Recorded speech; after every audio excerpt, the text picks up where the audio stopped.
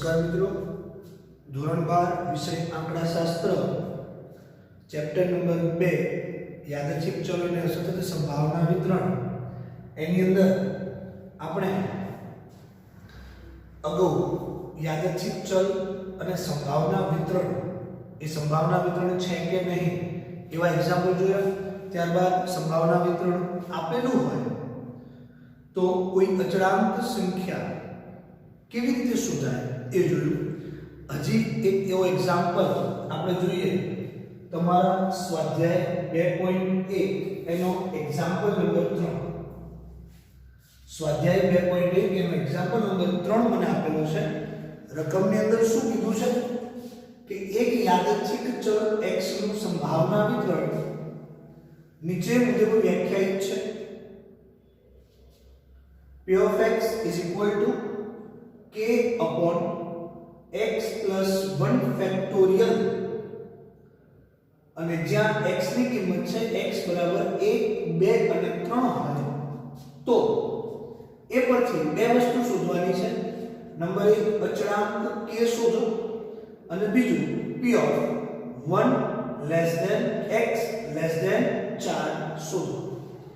તો આ એક્ઝામ્પલ ની અંદર મને બે વસ્તુ શોધવાની કીધી છે. સૌથી પહેલા મને અહીંયા સ્પષ્ટ આપેલું છે. શું આપેલું છે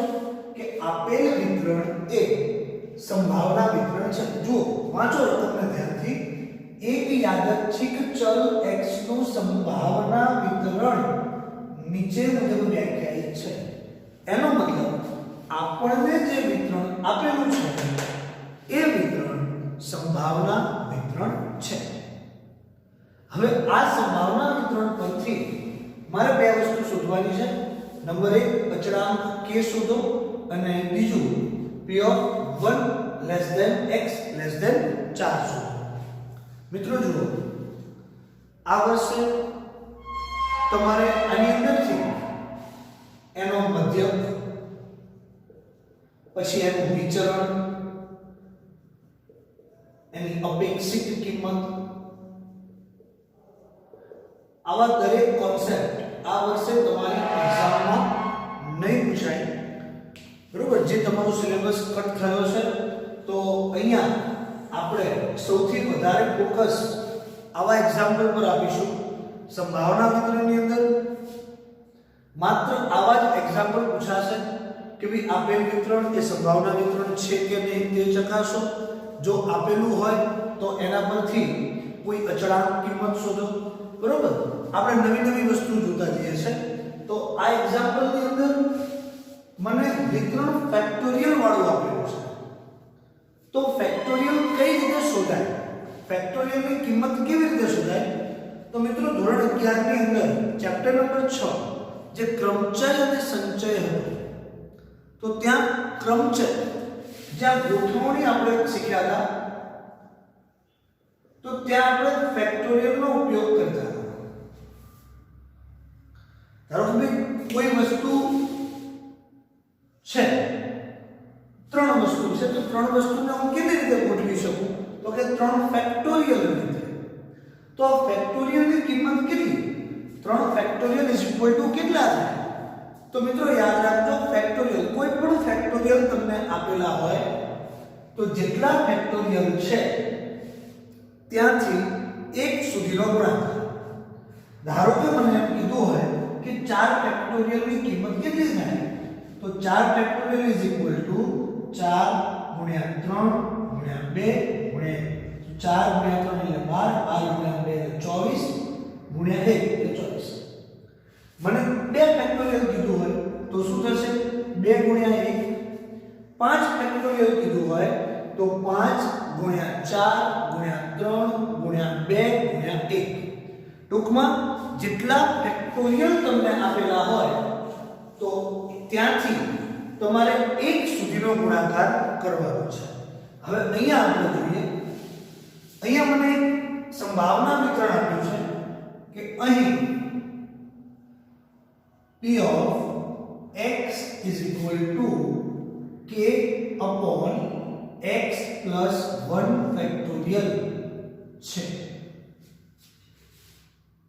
હવે અહીંયા x ની આપણને જુદી જુદી ત્રણ કિંમત આપી છે 1 2 અને 3 તો આપણે કિંમતો મૂકતા જઈએ તો સૌથી પહેલા x બરાબર 1 મૂકતા તો p of 1 is equal શું થાય k ના k જોજો k બરાબર 1 નથી મૂકવાનો કોના બરાબર 1 મૂકવાનો છે x બરાબર તો k upon 1 plus 1 factorial તો k upon 1 ને 1 કેટલા થાય 2 factorial બરાબર k upon 2 factorial નો મતલબ શું થાય 2 ગુણ્યા 1 તો બરાબર k upon 2 જો એક એક સ્ટેપ અહીંયા લખેલું છે 1 ને 2 ફેક્ટોરિયલ થાય 2 ફેક્ટોરિયલ નો મતલબ 2 થી 1 સુધીનો ગુણાકાર તો 2 ગુણ્યા 1 એટલે 2 તો p of 1 બરાબર મને શું મળ્યું k upon 2 હવે એવી જ રીતે x બરાબર 2 મૂકતા x ની કિંમત 2 મૂકીએ તો p of 2 is equal to k upon x બરાબર કેટલા મૂકવાના છે 2 plus 1 ફેક્ટોરિયલ તો બરાબર k upon 3 ફેક્ટોરિયલ બરાબર k upon 3 ફેક્ટોરિયલ નો મતલબ શું 3 થી 1 સુધીનો ગુણાકાર તો k upon 3 દુ 6 એકા 6 તો k upon 6 મળ્યા હવે એવી જ રીતે x બરાબર 3 મૂકતા p of 3 is equal to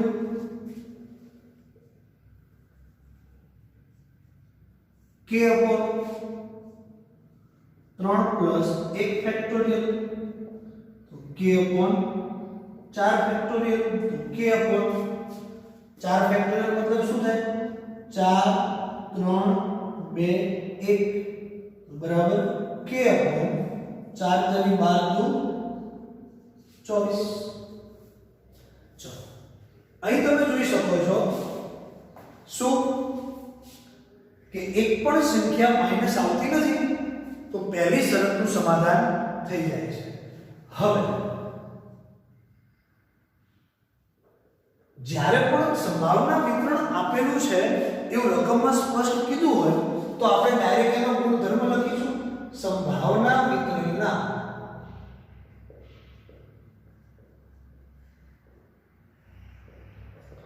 ગુણધર્મ અનુસાર શું થાય sigma p of x is equal to 1 હવે ચલો અહીંયા તો x ની કિંમત આપણને કેટલી આપી છે 1 2 અને 3 તો માટે p of 1 plus p of 2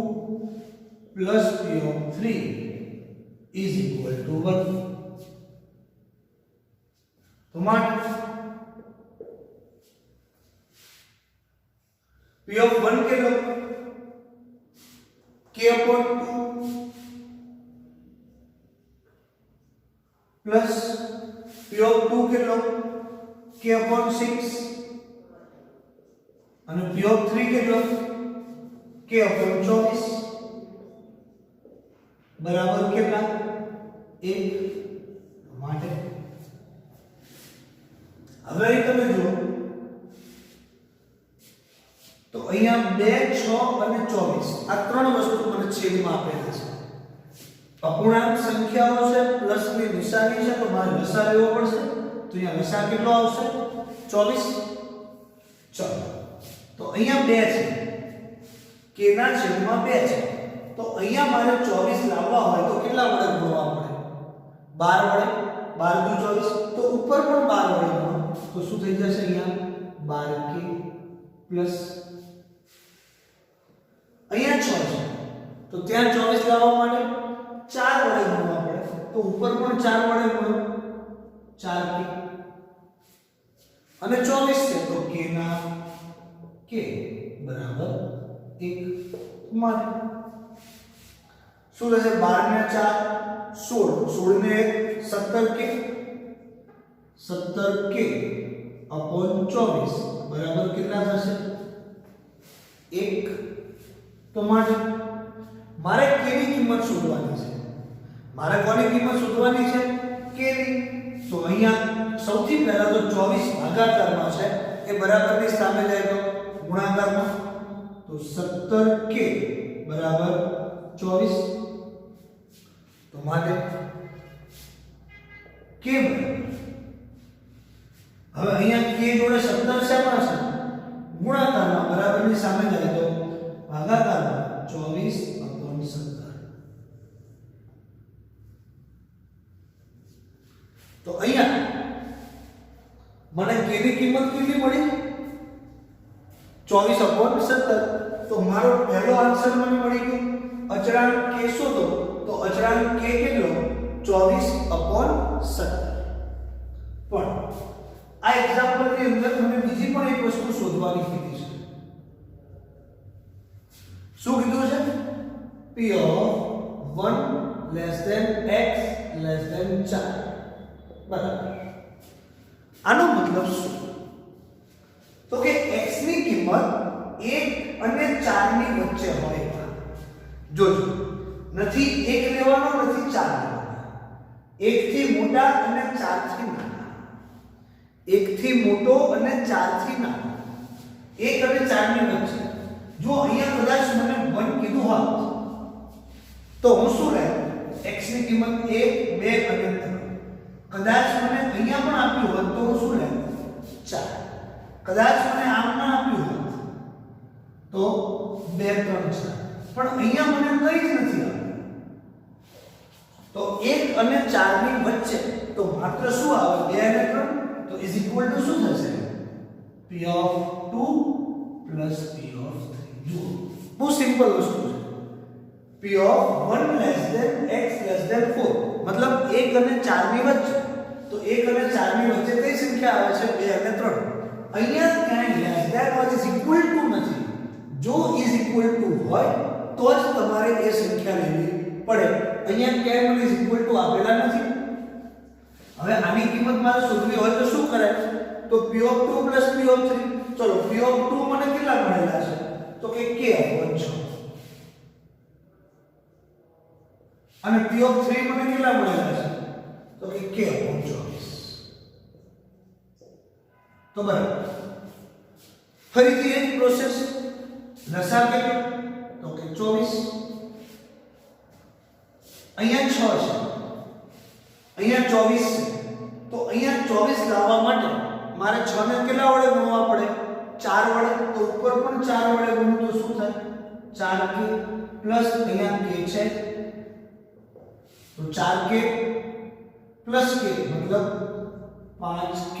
upon 24 તો બરાબર શું થશે હવે 5k મતલબ 5 ગુણ્યા k ની કિંમત કેટલી છે 24/17 upon 24 સમજાશે 5k તો 5 ગુણ્યા k કેટલો 24/17 અને છેદમાં 24 હવે મિત્રો એક વસ્તુ યાદ રાખજો જ્યારે કોઈ પણ સંખ્યા બરાબરની એક જ બાજુએ છેદમાંથી અંશમાં જાય તો એ સંખ્યા ઉલટે વ્યસ્ત થઈ જાય તો અહીંયા 24 છે તો એને વ્યસ્ત કરો તો શું થઈ જાય મિત્રો જોજો 24 છે એનો મતલબ 24 ના છેદમાં 1 લખી શકો તો હવે ઉપર એ સંખ્યા જશે તો શું થઈ જશે તો 5 ગુણ્યા 24/17 ગુણ્યા 1/24 તો હવે 24 કેન્સલ તો ઇઝ ઇક્વલ ટુ 5/17 તો અહીંયા તમને જે બે પ્રશ્નો પૂછેલા હતા એ બંનેના આન્સર મને અહીંયા મળી ગયા પહેલી વસ્તુ કે k ઇઝ ઇક્વલ ટુ મને કેટલા મળ્યા તો કે 24 ના છેદમાં 17 અને બીજું p p of 1 less than x less than 4 is equal to કેટલા 5 ના છેદમાં 17.